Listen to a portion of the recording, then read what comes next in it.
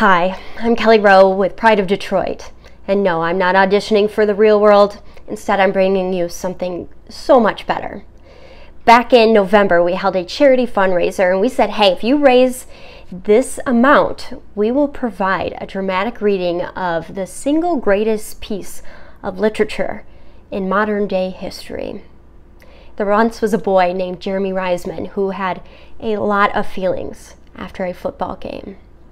A trigger warning, this is upsetting. It is hardship. It is, when I think of the word adversity, this is what I think of. The year, 2015. The date, October 17th. For some, the words trouble with the snap brings up some pretty good memories. For others, not so much. For Jeremy, not so much. And without a place to funnel some of those feelings after watching this loss, he turned to Pride of Detroit's fan post. So I present a 2015 entry. I don't know where to dump all of my feelings, so here will do. Get in character. Sadness, sad puppies, sad kittens, Titanic, state of our economy. All right, we are there. Without further ado, this was a loss unlike any other, and I've seen a lot. We all have. I can't describe my feelings right now. It's not anger. It's not sadness. I think the closest way I can describe my feelings after watching Michigan lose that game is utter hopelessness. I suppose I could be mad. I could be mad at the refs for calling a terrible game, but both teams were equally victimized by their incompetence, so that doesn't feel right. And they aren't the ones responsible for ripping a 99.8% probability out of my trembling hands anyway. I could be irate at the punter or the long snapper for symbolically face-planting at the worst time imaginable. But these men are actually children, playing for nothing other than pride and an education they probably will never use. They're beating themselves up right now, far worse than any other person could verbally do. All I can manage to do right now is sit here, type some dumb words, and give a stupefied laugh every 5 minutes at the wonderfully awful improbability that I just witnessed.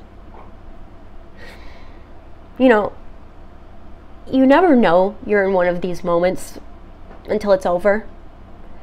Even as Michigan's punter fumbled the snap and gave a woeful attempt at picking up and passing the ball, I wasn't quite grasping what was going on. My emotional self lagged 10 seconds behind as the Spartan player trudged towards the end zone. Analytical brain was still processing. If he gets tackled here, it would be a 40-yard field goal. If he's still running, the clock is going to run out as long as Michigan tackles him. There's no way someone won't catch. And then, nothing. As soon as the ball crossed the line, I knew what had happened, and there would be no flag or even another botch review that could save this game for the Wolverines. In that way, it felt a lot like the Calvin Johnson fumble from 2 weeks ago. You know, I never gloat after games. Taunting is solely for pregame. At that point, fans are on even ground, and ribbing is both good-natured and harmless since nothing has transpired. Post-game, it's spiteful and mean. To MSU's credit, their fans have been extremely nice to me after this game. Thanks, Reno. But if you're the kind of person kicking someone when they're down, especially when they go down in a manner like that, you are not a good person.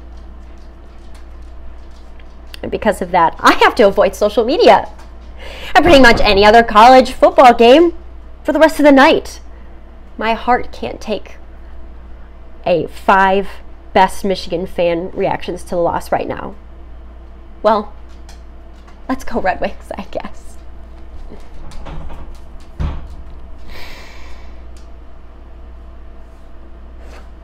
The worst part of this pain is it will never go away.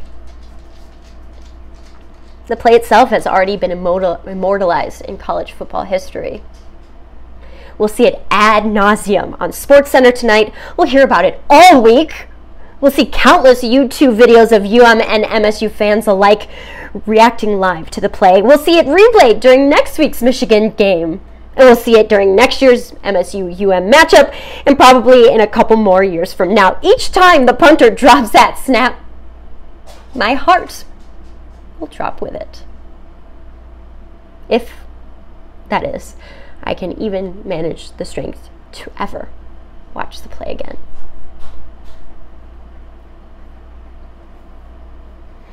The time clock operator, the horror, those don't seem to match up with what I just saw. Not because this hurts more. This Michigan team will be fine. But because this was just so much more unbelievable. The Wolverines had the ball with 10 seconds left, about to punt the ball, leaving the Spartans with 80 yards to go in one play.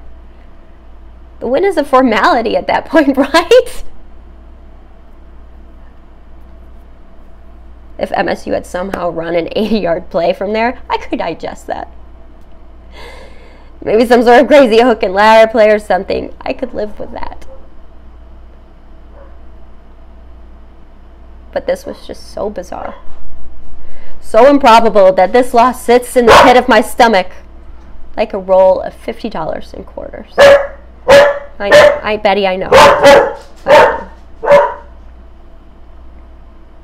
Just so bizarre, so improbable. This loss sits in the pit of my stomach like a roll of $50. $50 in quarters.